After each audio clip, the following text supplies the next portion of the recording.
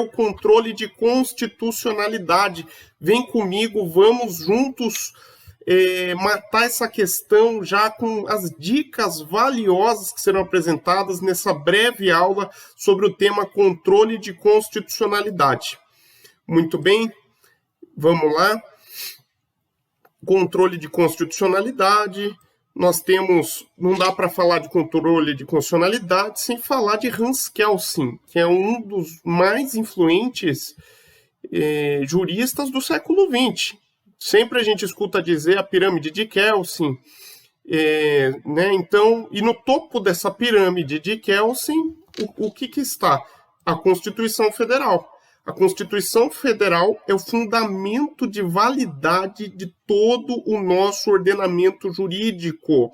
Então, todas as normas pós-Constituição de 1988, elas estão submetidas a controle de constitucionalidade. O que quer dizer isso? Ela pode ser considerada inconstitucional e daí, sendo considerada inconstitucional, ela será retirada do nosso ordenamento jurídico. Os efeitos disso nós estudaremos numa próxima aula, certo? Então, ela pode ser considerada inconstitucional. Declarada a inconstitucionalidade, nós não teremos mais essa norma irradiando efeitos, né? Na verdade, entende-se que a norma ela já nasceu inconstitucional. Então, por isso que há o Instituto da Modulação dos Efeitos da Declaração de Inconstitucionalidade. Vamos imaginar aqui uma norma que está irradiando efeitos pelo ordenamento jurídico brasileiro há 10 anos, e agora vem o Supremo Tribunal Federal e declara a inconstitucionalidade dessa norma. E causa aí, se ela for completamente extirpada e os seus efeitos forem ex tunc, que é a regra, ex tunc, você bate na testa, a cabeça vai para trás, anula-se tudo para trás, causaria um grave dano social e uma insegurança jurídica. Então, aplica-se o Instituto da Modulação dos Efeitos, através do qual o Supremo Tribunal Federal ele vai aí colocar até que ponto a norma, em que medida dela irradiar efeitos para fins de segurança jurídica. Então, todo o ordenamento jurídico, nós temos o princípio da supremacia da Constituição sobre todo o nosso ordenamento jurídico, está a Constituição da República de 1988 e todas as normas pós-88 que ofendam, que agridam o texto constitucional, elas são taxadas de inconstitucionais e o Supremo, no controle concentrado, irá definir os seus efeitos. Muito bem, meus amigos, vamos seguir. Nas palavras de José Afonso da Silva, a Constituição é a pedra angular em que se assenta o edifício do moderno direito político. Então, a Constituição tem essa importância fundamental. Antigamente, outrora, foi o Código Civil o centro do ordenamento jurídico do nosso país. Hoje não. Hoje o centro do ordenamento jurídico do nosso país é a Constituição Federal. Nenhuma lei, nenhum decreto podendo ela contrariar. Certo, meus amigos? Nós temos aí alguns problemas. Diante da baixa densidade normativa do princípio, o princípio é muito amplo, os princípios constitucionais, então se acaba, em alguns termos, conduzindo à insegurança jurídica. Todavia, nós temos aí o grande mérito desse sistema, que é colocar realmente a dignidade humana como um macro-princípio no centro do ordenamento jurídico. O Código Civil de 2002 sofreu nítida influência da Constituição e deslocou o patrimônio do centro do ordenamento jurídico para a pessoa, né? E é isso que a Constituição, dos princípios fundamentais, o macro-princípio, o fundamento hoje da Constituição é a dignidade humana. Muito bem, nós temos então momentos de controle da constitucionalidade das leis, certo? Que momentos são esses? Eu tenho um controle prévio ou preventivo antes do projeto se tornar lei, antes da sanção do presidente. e eu tenho um controle posterior ou repressivo que é exercido no Brasil pelo Poder Judiciário de forma mista. Esse controle posterior ou controle repressivo é o mais comum, é onde o Poder Judiciário ele se manifesta com mais, digamos assim, com mais proeminência. Mas o Poder Judiciário ele pode participar do controle prévio ou preventivo? E os outros poderes, o Poder Legislativo, o Poder Executivo, como ficam? Há controle prévio ou preventivo do Poder Executivo ou do Poder Legislativo de constitucionalidade antes do projeto se tornar lei? E aqui já trago aos senhores, meus amigos, que o controle preventivo ele pode se dar pelo Poder Legislativo, pelo Poder Executivo e também pelo Poder Judiciário. No controle repressivo é onde nós temos uma ascendência do Poder Judiciário. Todavia, no controle preventivo, no controle repressivo, nós temos essa ascendência do Poder Judiciário, mas no controle preventivo ele também se manifesta.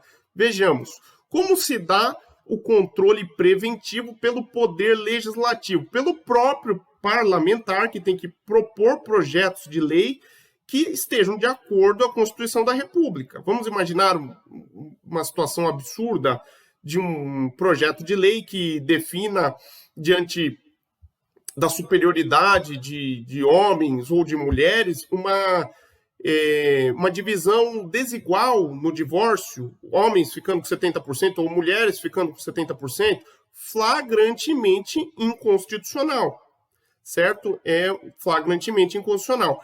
E então nós temos esse controle, deve ser feito pelo próprio parlamentar, mas temos também a Comissão de Constituição e Justiça das Casas Legislativas. E essas comissões, a missão delas, principal, tem outras, mas a principal é matar no nascedouro projetos de lei como esse que eu trouxe, seria um absurdo, matar no nascedouro esses projetos que ofendem diretamente e de maneira indubitável a Constituição da República, certo? Então, essa função principal das comissões de Constituição e Justiça, tanto do Senado quanto da Câmara. O Poder Executivo ele exerce como esse controle preventivo de constitucionalidade? Através do veto. Nós sabemos que o presidente ele pode sancionar o projeto de lei ou ele pode vetar. Nos jornais sempre vemos aí hipóteses em que o presidente vetou. Mas de quem é a competência de legislar? De quem é a competência de legislar? É do Poder Legislativo. Então volta para o Poder Legislativo, que pode derrubar ou não os vetos do presidente da República. Um exemplo recente é o pacote anticrime, né, onde o presidente da República vetou vários dispositivos, alguns dos vetos foram mantidos, outros foram derrubados pelo Poder Legislativo. O Poder Executivo ele pode vetar por dois motivos: por não atender o interesse público ou por inconstitucionalidade. É isso que nos interessa. Aí um controle preventivo de constitucionalidade de uma lei, de um projeto de lei, exercido pelo Poder Executivo. Muito bem. E o Poder Judiciário? Quando que o Poder Judiciário ele se manifesta em controle preventivo? Através de mandado de segurança, e a jurisprudência do Supremo vai claramente nesse sentido. Só parlamentares têm a legitimidade para propor esse mandado de segurança, para impetrar, melhor dizendo, esse mandado de segurança. Esse mandado de segurança ele tem que dizer respeito ao devido processo legislativo, não sobre o mérito da questão, porque o mérito da questão entende-se que é questão interna corporis. Não pode o judiciário suprimir no nascedouro o debate político no momento, ou, aliás, no foro, na sede, onde ele é mais rico, que é no Poder Legislativo.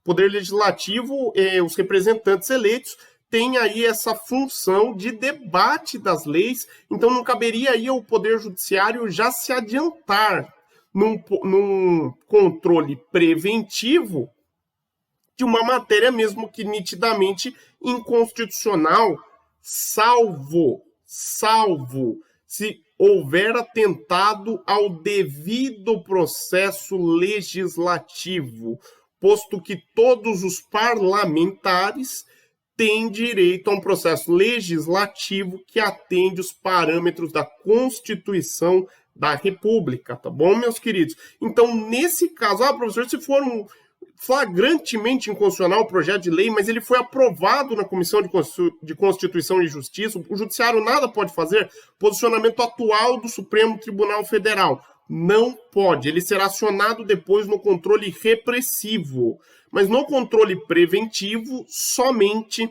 se houver aí o aviltamento de normas do devido processo legislativo, que é um direito subjetivo dos parlamentares. Muito bem, meus queridos? Vamos seguir. E o controle repressivo? O controle repressivo, ele pode ser um controle político, um controle jurisdicional, um controle híbrido, que seria um controle jurisdicional e também um controle político. No Brasil, o sistema é jurisdicional misto. Nós temos o controle difuso, o controle espalhado, e nós temos um controle concentrado nas mãos de um órgão. Só tem um órgão no Brasil que tenha essa máxima prerrogativa de exercer o controle concentrado de constitucionalidade. E que órgão é esse que tem essa prerrogativa? O Supremo Tribunal Federal. O Supremo Tribunal Federal é o único órgão no Brasil que realiza o controle concentrado de constitucionalidade. Em outros países é diferente. Tem países que o controle é político, o controle é híbrido. No Brasil é o jurisdicional misto. Professor, qual que é a diferença, professor, do controle difuso e do controle concentrado? Vamos esmiuçar isso. Vejamos, o controle concentrado, ele é um controle abstrato, ele é um controle da lei em tese, certo? O controle difuso, ele é um controle concreto, é um caso apresentado para julgamento do magistrado. Então, vejam, o controle difuso ele é exercido em todo o território nacional por todos os juízes. O juiz da cidade e comarca de São Paulo exerce controle de constitucionalidade repressivo na modalidade difuso ou concreto. O juiz da cidade e comarca do Rio de Janeiro, ele exerce um controle de constitucionalidade difuso ou concreto. E o controle concentrado, como já dito, ele é exercido tão somente pelo Supremo Tribunal Federal. Professor, mas qual que é a grande diferença, então, desse controle?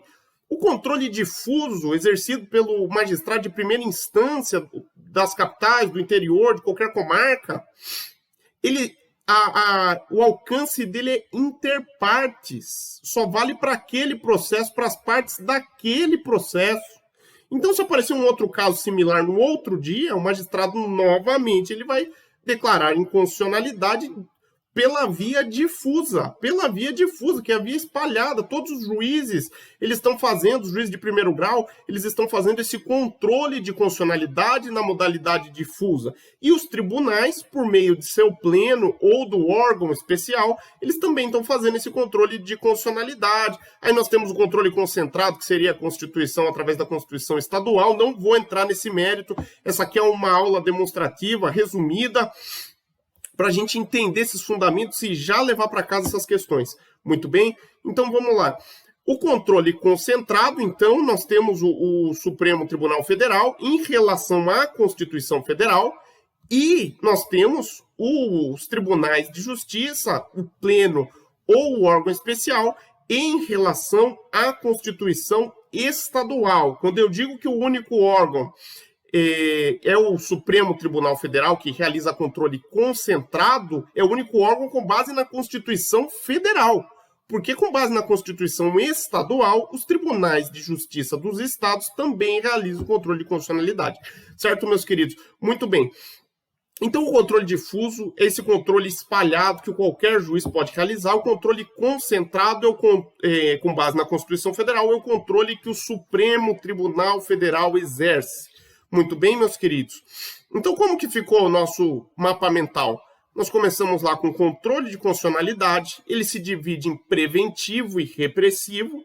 E o controle de constitucionalidade preventivo, ele pode ser exercido pelo Poder Executivo, pelo Poder Legislativo e também pelo Poder Judiciário, nas hipóteses que vimos.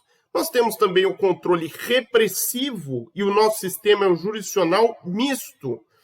Ele pode ser difuso e aí terá efeito interpartes para aquele processo, ou ele pode ser concentrado e o seu efeito será erga omnes. O que quer dizer erga omnes? Perante todos os homens. Nenhum juiz mais pode dizer o contrário de uma decisão de controle concentrado do Supremo Tribunal Federal, e nem o Poder Executivo.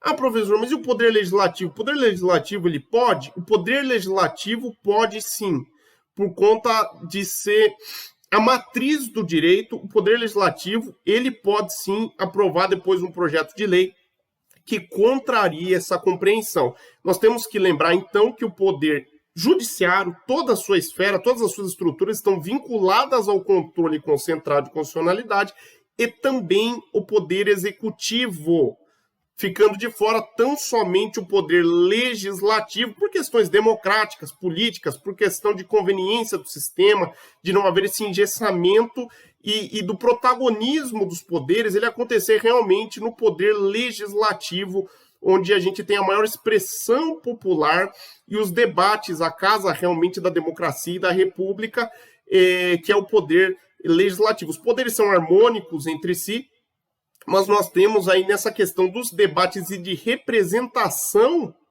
da população, o maior destaque é no Poder Legislativo. Temos também no Executivo, mas os juízes não são votados, né? A legitimidade deles ela decorre diretamente da Constituição Federal. Muito bem, então nós já vimos aqui, vamos agora resolver, aqui só para gravar, momento de controle pode ser preventivo, repressivo, a regra é o repressivo.